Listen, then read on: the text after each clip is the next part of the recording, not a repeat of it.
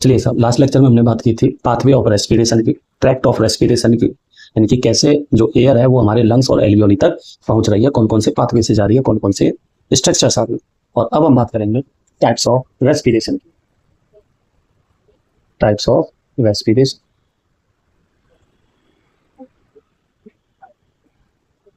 अब आप सबके सब जानते हो टाइप्स ऑफ रेस्पिरेशन कितने प्रकार का होता है। दो टाइप का, एक वो जो ऑक्सीजन लेते हैं एरोबिक, एक वो जो विदाउट ऑक्सीजन करते हैं। वो कौन से हो गए? एनारोबिक। नॉट करिए सर, पहले aerobic and second is anaerobic.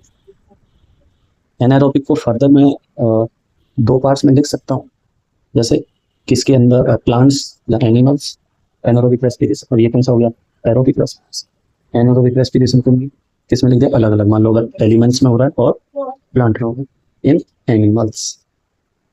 और ये वाला portion in plants and yeast. दिक्कत आगे चलें।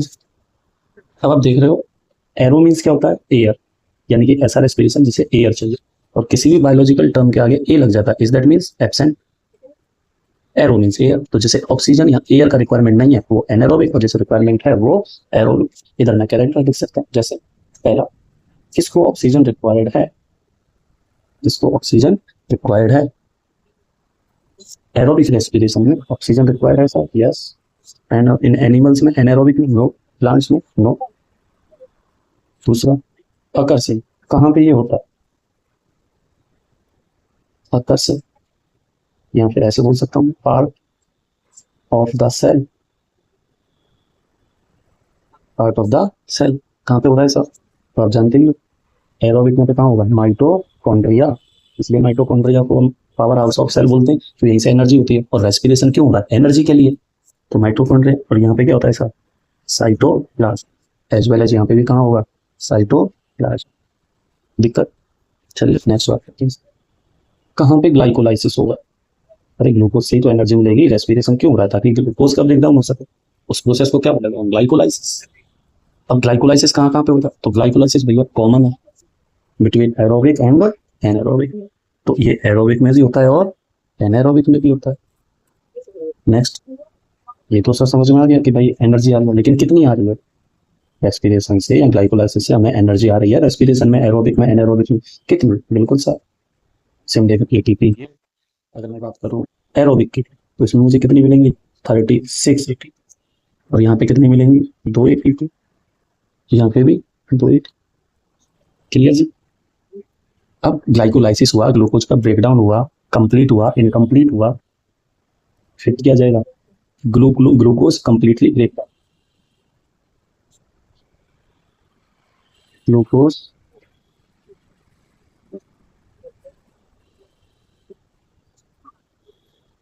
Completely breakdown.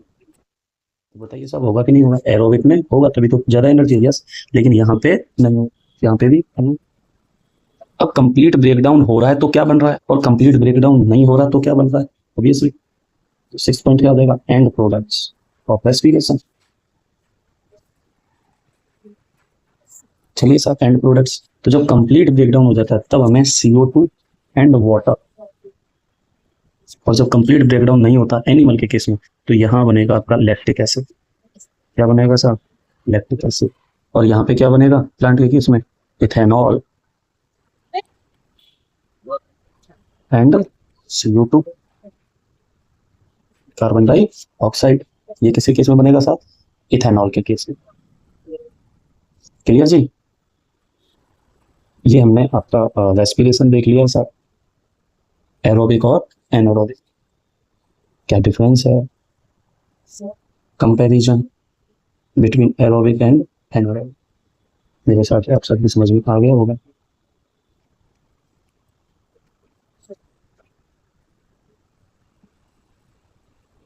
क्लियर जी? चलिए